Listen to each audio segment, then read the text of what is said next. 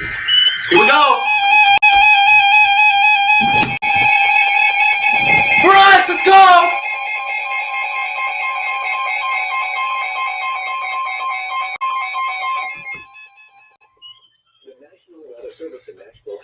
All right, we are now under severe thunderstorm warning.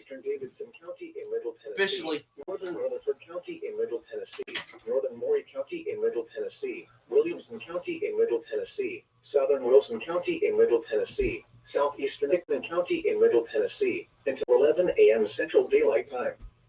At 10:26 a.m. Central Daylight Time, severe thunderstorms were located along a line extending from Belinda City to 7 miles northwest of Thompson Station to near Centerville, moving southeast at 40 miles per hour.